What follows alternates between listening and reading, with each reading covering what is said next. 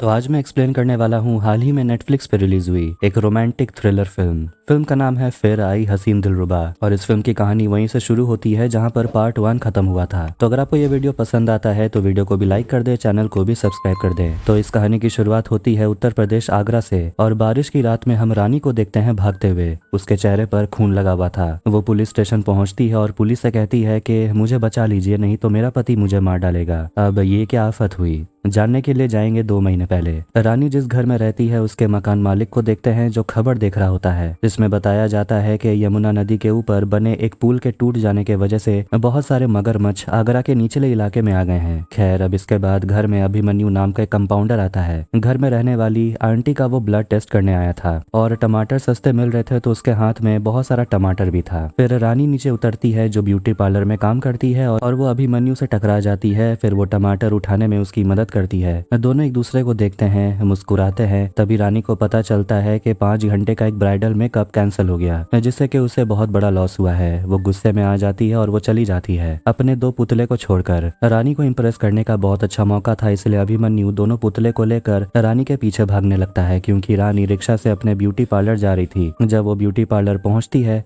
तब अभिमन्यु भी पहुंच जाता है और उसका दोनों पुतला उसे लौटा देता है। रानी उसे थैंक यू कहती है और कहती है कि आप इतनी दूर आए ये देने के लिए। वो कहता है नहीं, मैं तो यहीं आ रहा था, और सामने में एक कफन का दुकान था जहां वो इशारा कर रहा था। खैर, रानी पार्लर के अंदर चली जाती है अपने कस्टमर को संभालने के लिए। सुबह से शाम होने को है लेकिन वो देखती है कि अभी भी अभिमन्यु बाहर ही बैठा हुआ था। बारिश होने लगती है, इसीलिए वो छतरी लेकर बाहर निकलती है। अभिमन्यु उसे डायरेक्ट पूछ लेता है, क्या आप मेरे साथ फिल्म देखने चलेंगे? रानी कुछ बोल नहीं पा रही थी, तभी वो अपने सामने रीशु को देखती है और अभिमन्यु को हाँ कह देती है, जिसके बाद रानी और रीशु एक दूसरे को देखते हैं और अब दोनों अलग अलग रहते हैं। रीशु की बात की जाए तो वो पिज्जा डिलीवरी का काम करता है और वो अपने कटे हुए हाथ पर एक नकली हाथ लगाता है। पुलिस से बचने के लिए दोनों अभी भी अलग रहते हैं, लेकिन उम्मीद यही है कि दोनों की love story happily ever after पर खत्म जरूर होगी। ऋषु जो रवि बन गया है वो एक ट्रैवल एजेंसी में जाता है और रानी का दिया हुआ उसे पैसा देता है और वो एजेंट बताता है कि वो दोनों को थाईलैंड भेज देगा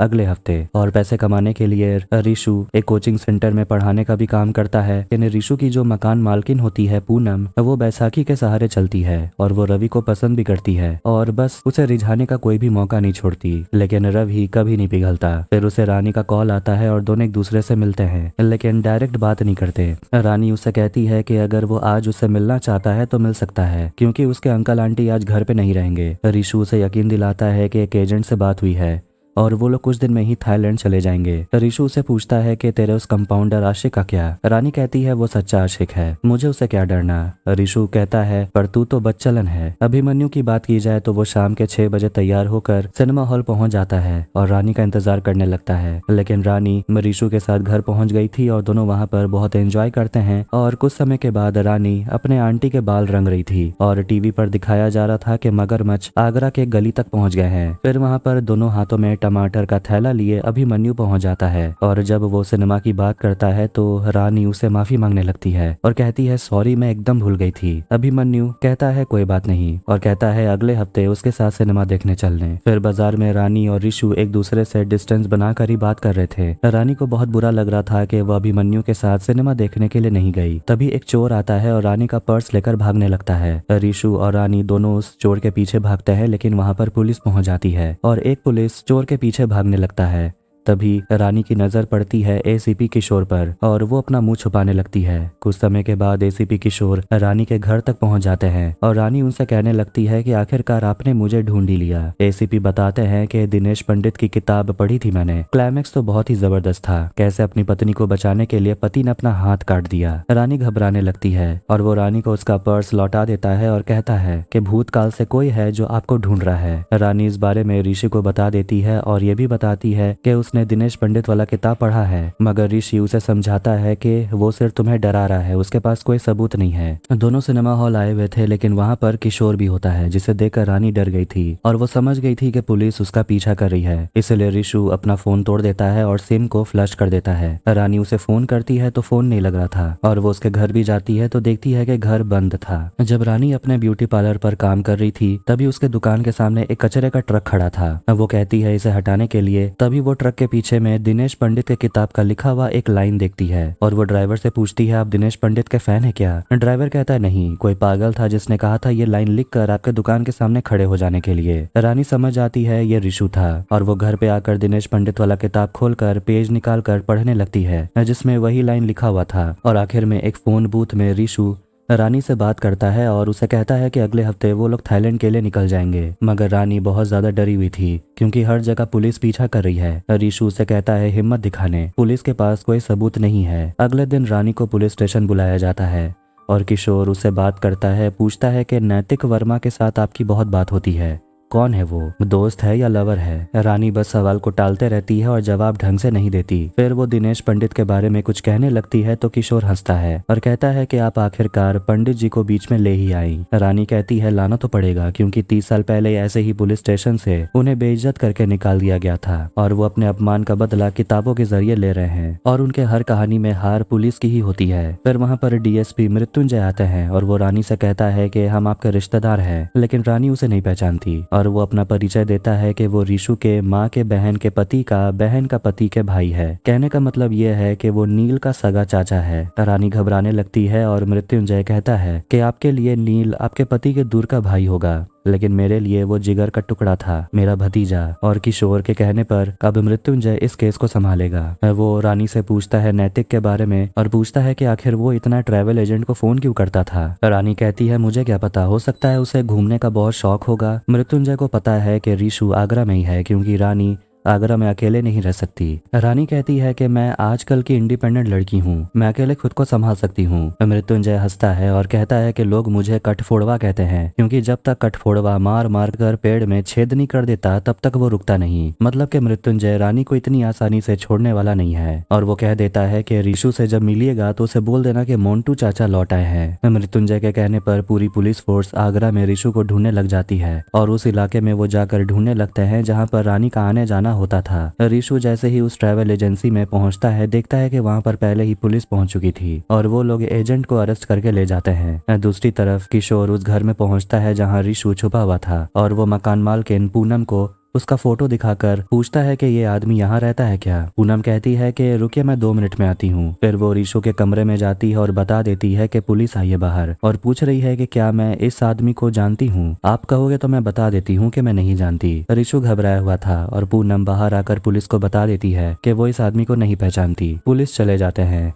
रात के समय छुप छुप कर रिशु रानी से मिलने के लिए जाता है और वो बहुत घबराया हुआ था क्योंकि उसके मोन्टू चाचा शहर के डीएसपी बन के आ गए हैं और वो रानी से कहता है सब कुछ खत्म हो गया, उसने ट्रैवल एजेंट को भी पकड़ लिया। रानी कहती है कि हम लोग यहाँ से भाग निकलते हैं, लेकिन रिशु कहता है कि अगर हम लोग भाग गए तो मोन्टू चाचा को और भी मजा आएगा हमें पकड़ने में और वो कहता है वो खुद को सरेंडर कर देगा। रानी उसे समझाती है पागल मत बनो, हम इतनी दूर ज्वालापुर से यहाँ आए हैं सरेंडर करने के लिए और तुमने अपना हाथ काटा है। तभी वो देखती है कि उससे मिलने के लिए अभिमन्यु आया हुआ था और उसे एक आइडिया आता है। वो रिशु को कहती है कि मोन्टू चाचा को लगता है कि मैं तुम्हारे साथ हूँ और मेरे पास एक प्लान है, मुझ पर भरोसा रखना। रात में वो पहुंच जाती है अभिमन्यु के पास फिल्म देखने के लिए जो उसके लिए सिनेमा हॉल के बाहर इंतजार कर रहा था। रानी लाल साड़ी में भीगते हुए उसके पास जाती है और उसे कहती है कि क्या आप मुझसे शादी करिएगा। अभिमन्यु पूछता है प्यार नहीं डायरेक्ट शादी। वो कहती है अब दोबारा प्यार करने की हिम्मत नहीं है। अगले दिन रानी और रिशु हनुमान मंदिर के पास मिलते हैं और रिशु से कहता है कि तुम जो कर रही हो बंद कर दो, ये सही नहीं है, लेकिन अगर मोन्टू चाचा से पीछा छुड़ाना है तो ये प्लान पर काम करना पड़ेगा। और वो रिशु से कहती है कि 3 दिन बाद मेरी शादी है, आना जरूर। अब शादी की रात देखते हैं कि रानी सज धज के तैयार हो जाती है और शादी में मोन्टू चाचा और किशोर भी आए हुए थे और वो लोग रिशु के आने का इंतजार कर रहे थे और उन्हें लगता है वो जरूर आएगा। इसके बाद रानी और अभिमन्यु की शादी हो जाती है और रानी बस वहाँ पर रिशु को ही ढूंढ रही थी। फिर वहाँ पर वो बैंड बाजे के बीच में रिशु को देख लेती है जो शहनाई बजा रहा था, पर जब मोन्टू चाचा देखने के लिए जाते हैं तो वहाँ पर रिशु नहीं होता। खैर अब इसके बाद रानी अभिमन्यु के घर आ जाती है और दोनों वहाँ थोड़ा करीब आने लगते हैं, लेकिन रानी रुक जाती है और कहती है तुम्हारे पास विस्की है क्या। दोनों ड्रिंक करते हैं और बातें करते हैं और वो उसे पूछती है क्या तुम दिनेश पंडित को जानते हो। अभिमन्यु कहता है नहीं। रानी कहती है मुझसे मिलने से पहले रिशु भी नहीं जानता था। अभिमन्यु बताने लगता है कि वो 7 साल का था जब उसके पापा मम्मी का देहांत हो गया। उसके परिवार में बचे थे सिर्फ उसके चाचा चाची और उनके दोनों बच्चे। जब वो 20 साल का था तो उन चारों का भी देहांत हो गया। अकेला अभिमन्यु बचा था और उसे कंपाउंडर की नौकरी मिल गई, लेकिन उसमें भी उसे बिल्कुल भी इंटरेस्ट नहीं था। उसने कई बार खुद को खत्म करने का भी सोचा, लेकिन एक दिन उसने क्लिनिक में रानी को देखा। रानी को देखकर अभिमन्यु की दुनिया ही बदल गई। खैर, अब अगले दिन दोनों एक साथ रहने लगते हैं, एक दूसरे की मदद करते हैं, एक दूसरे को समझने की कोशिश करते हैं और रानी पुलिस से बस छुपते फिरती है। फिर वो एक दिन पिज्जा मंगाती है और पिज्जा डिलीवर करने के लिए रिशु आता है। दोनों एक दूसरे को देखकर काफी खुश थे और अभिमन्यु कहता है, मैंने तो पिज्जा नहीं मंगाया।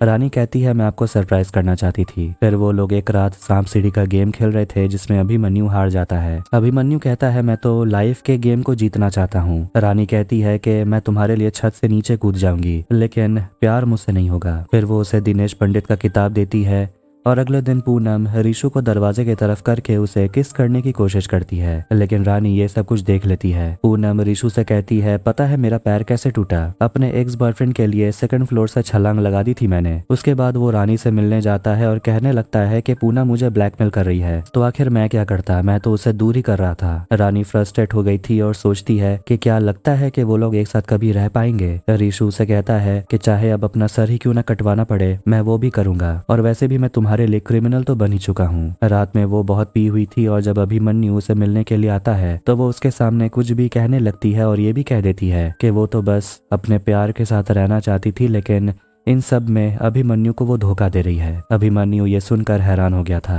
रानी नशे में धुत थी, इसलिए अभिमन्यु उसे बिस्तर पर लाकर सुला देता है। अगली सुबह जब वो जागती है तो अभिमन्यु उसे अपना फोन देता है और कहता है, रिशु को फोन लगाइए। फिर हम देखते हैं कि मेले में वो रिशु से मिलता है और उसे कहता है कि मैं आपकी मदद करूंगा ताकि आप लोग इस शहर से निकल जाइएगा, मैं पुलिस को संभाल लूंगा। रिशु पूछता है कैसे, तो वो कहता है क्योंकि मैं कंपाउंडर हूँ, डीआईजी से लेकर सबके घर में आना जाना होता है मेरा, सबके राज जानता हूँ मैं। रिशु उसे पूछता है कि आप हमारी मदद क्यों कर रहे हैं, तो वो कहता है कि वो रानी से प्यार करता है, भले ही वो उसके साथ नहीं रह पाएगी, कम से कम रानी तो रिशु के साथ रह पाएगी जिससे वो प्यार करती है, और उसी में अभिमन्यु खुश रहेगा। और अगर रानी का मन भर जाए तो वो वापस अभिमन्यु के पास आ सकती है। रिशु थोड़ा नाराज हो गया था। खैर, अब इसके बाद अभिमन्यु अपने क्लिनिक के कमरे में रिशु को रहने के लिए एक जगह देता है और कहता है कि आप 2 दिन के बाद थाईलैंड निकल जाइएगा, आज संडे है, आज कोई नहीं आएगा। रानी अभिमन्यु से सॉरी कहती है। अपने लव स्टोरी को पूरा करने के लिए वो उसे फंसा रही थी, लेकिन वो कहता है कोई बात नहीं, बस मेरे साथ एक आखिरी बार सिनेमा देख लीजिए। रानी मान जाती है। फिर हम देखते हैं कि पूनम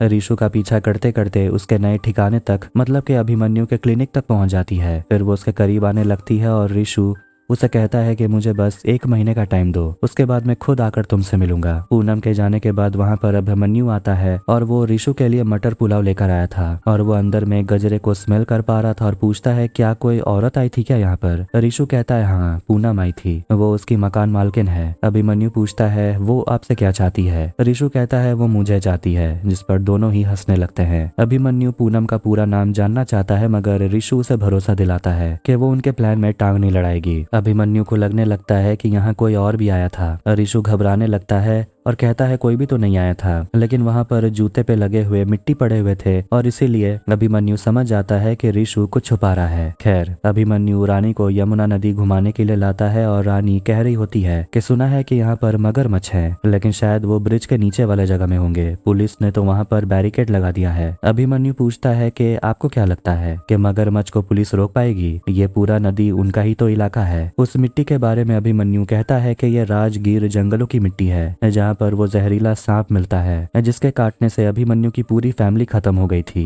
और यहाँ पर अभिमन्यु रानी को बता रहा होता है कि मेरे चाचा ने मेरे पापा को बिजनेस में धोखा दिया और इसीलिए मैंने उनके पूरे परिवार को खत्म कर दिया, क्योंकि मुझे धोखा बर्दाश्त नहीं होता और मैंने तो आपसे सच्चा प्यार किया है। इधर भी रिशु बहुत ज्यादा घबरा रहा होता है क्योंकि उसे समझ आ गया था कि अभिमन्यु बिल्कुल उसी की तरह सनकी है और वो रानी को नुकसान पहुंचा सकता है। इधर रानी बहुत ज्यादा डरी हुई थी। खैर, वहाँ तो अभिमन्यु रानी को कुछ नहीं करता और वो सही सलामत घर वापस आ जाते हैं। और वहाँ वो दिखाता है कि वो दिनेश पंडित का बहुत बड़ा फैन है, क्योंकि उसके पास पंडित जी के किताब का बहुत सारा कलेक्शन था, खासकर उस कहानी का फैन जिस किताब पर रानी की जिंदगी बेस्ड है, जिससे इंस्पायर होकर रानी और रिशु ने नील को ठिकाने लगाया था। अभिमन्यु उससे कहता है हम तो बिल्कुल आप दोनों की टक्कर के हैं, अब देखना ये होगा कि पंडित जी का सबसे बड़ा फैन आप है या हम। पहली बार रानी को क्लिनिक में जब उसने देखा था तो उसके हाथों में वो पंडित जी के किताब को नोटिस कर चुका था और उसे रानी से लव एट फर्स्ट साइट हो गया था। अब इसके ठीक तुरंत बाद रानी पुलिस स्टेशन पहुंच जाती है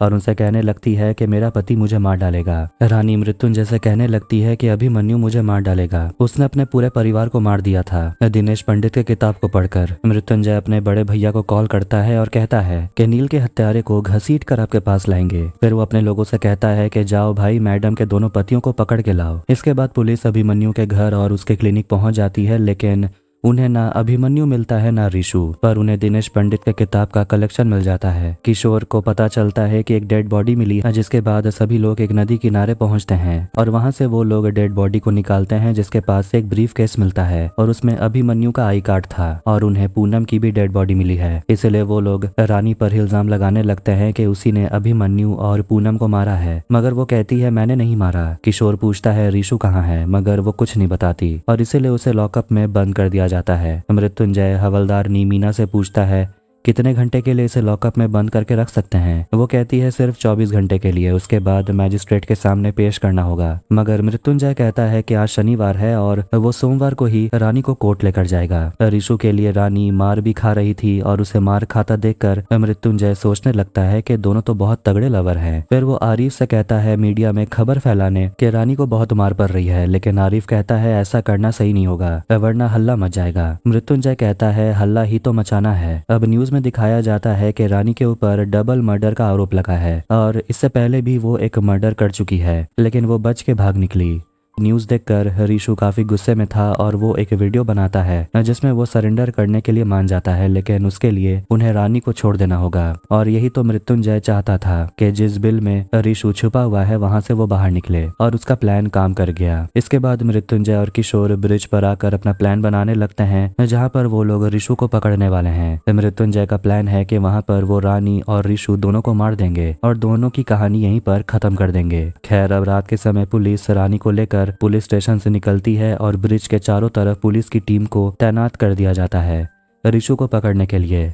आखिर में वहां ब्रिज के ऊपर ऋषु दिख जाता है। फिर वो लोग रानी को ऋषु की तरफ भेजने लगते हैं और उसके बाद वो लोग ब्रिज को सील कर देते हैं ताकि वो दोनों भागे नहीं। लेकिन तभी पुलिस में से एक आदमी आगे बढ़ने लगता है और किशोर घबराने लगता है कि अगर ऐसा हुआ तो हमारा प्लान चौपट हो जाएगा। एक कांस्टेबल मृत्युंजय को बताता है कि अभिमन्यु का डीएनए डेड बॉडी से मैच नहीं हुआ, मतलब कि वो डेड बॉडी अभिमन्यु का नहीं था।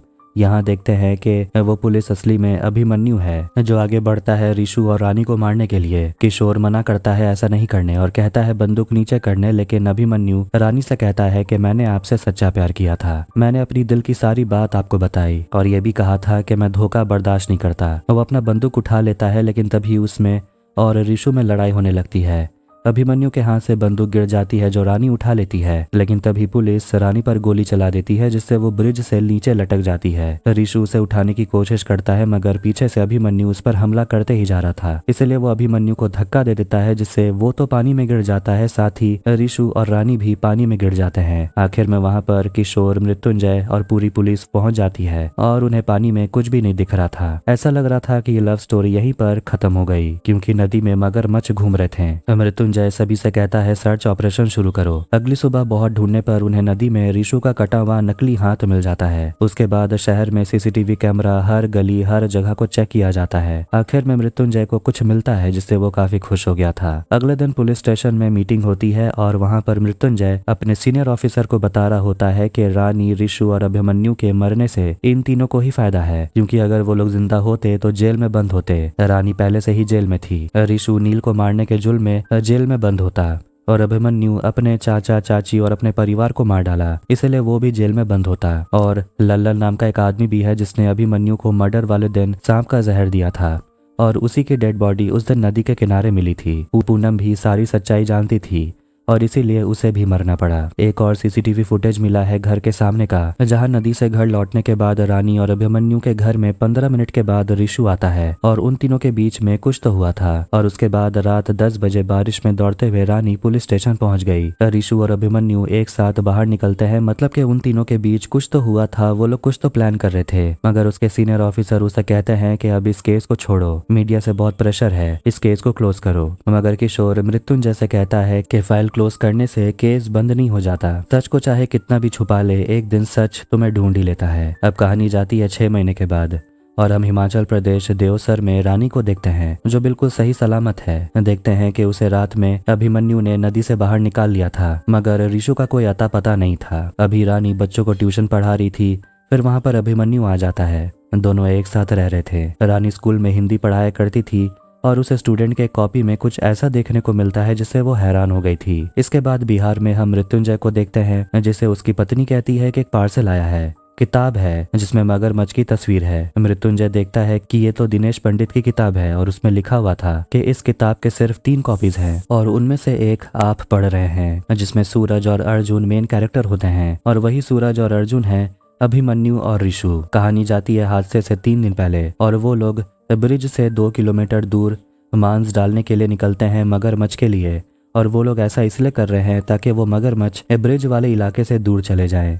इसके बाद हादसे वाले दिन वो तीनों प्लान बनाकर पानी में कूद जाते हैं, लेकिन क्लाइमैक्स अभी भी बाकी है, जिसे जानने के लिए मृत्युंजय को तोता मैना लवर्स पॉइंट देवसर हिमाचल प्रदेश बुलाया जाता है। अभिमन्यु को भी एक पर्ची मिलती है जिसमें उसे भी तोता मैना लवर्स पॉइंट आने को कहा जाता है। अभिमन्यु उस जगह पहुंचता है तो वहां पर रानी पहले से ही मौजूद थी, जो बिल्कुल एकदम चट्टान के किनारे बैठी हुई थी। अभिमन्यु से कहता है ऊपर आने के लिए, मगर रानी उससे पूछने लगती है कि लल्लन और पूनम हमारे प्लान का हिस्सा नहीं थे, तुमने उन्हें क्यों मारा। अभिमन्यु कहता है कि मुझे वो दोनों रिस्की लगे इसलिए मुझे उन्हें हटाना पड़ा। फिर वहां पर मृत्युंजय पहुंच जाता है और कहता है कि अगर रानी को कूदना ही होता तो वो मुझे क्यों बुलाती। फिर हम उस रात के फ्लैशबैक को देखते हैं जब ऋषु रानी के घर पहुंच गया था और रानी अचानक से गिर जाती है। दोनों मिलकर रानी को होश में लाते हैं और अभिमन्यु उन्हें दिनेश पंडित का किताब दिखाता है, मगरमच्छ का शिकंजा, और कहता है कि अगर हम तीनों को जिंदा रहना है तो हम तीनों को मरना पड़ेगा। लेकिन रानी ये पागलपन फिर से दोहराना नहीं चाहती, मगर ऋषु उसे मना लेता है क्योंकि उसके मोंटू चाचू उन्हें छोड़ने वाले नहीं हैं। फिर देखते हैं कि जब वो तीनों पानी में कूद गए थे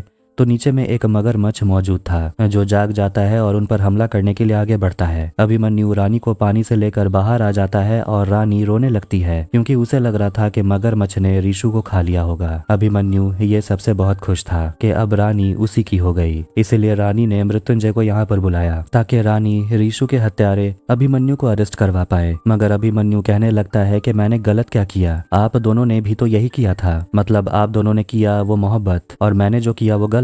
रानी उसे कहती है तुमने मुझसे कभी प्यार किया ही नहीं, तुम भले ही मुझे जीत गए लेकिन तुम मुझसे जीत नहीं पाओगे। इसके बाद वो वहां से कूदकर अपनी जान दे देती है। मृत्युंजय अपनी टीम से कहता है नीचे टीम को भेजने के लिए और उसके बाद वो अभिमन्यु को अरेस्ट कर लेता है। वो लोग एयरपोर्ट पर बैठे होते हैं और मृत्युंजय एक कांस्टेबल से बात कर रहा था और अभिमन्यु से पूछने लगता है कि क्या हुआ, रानी की डेड बॉडी नहीं मिली ना। फिर वो हंसने लगता है। इसके बाद देखते हैं कि ऋषु अपने नकली वाले हाथ से उस मगरमच्छ से लड़ने लगता है और पानी से किसी तरह बाहर निकल आता है और रानी को स्कूल में कॉपी में दिनेश पंडित के किताब की एक लाइन लिखी हुई मिलती है जिससे उसे समझ आ गया था कि ऋषु जिंदा है। वो ऋषु को जिंदा देखकर बहुत खुश हो गई थी। फिर रानी जब पहाड़ से नीचे कूदी थी देखते हैं कि वो नदी में गिर गई थी और वो जिंदा है। वो सही सलामत बाहर निकल आती है और उसे ऋषु मिल जाता है। दोनों एक दूसरे को गले लगाते हैं और आखिरकार दोनों एक हो गए और मृत्युंजय इस पागलपन से भरी हुई कहानी को सुनकर बस हंसते रह जाता है और उसे ये भी पता है कि दिनेश पंडित अभिमन्यु के पिता हैं। और इसी के साथ फिर आई हसीन दिलरुबा मूवी यहीं पर एंड हो जाती है। तो आपको ये वीडियो कैसा लगा कमेंट करके जरूर बताएं। वीडियो पसंद आया तो वीडियो को भी लाइक कर दें, चैनल को भी सब्सक्राइब कर दें। मिलते हैं नेक्स्ट वीडियो में। Take care.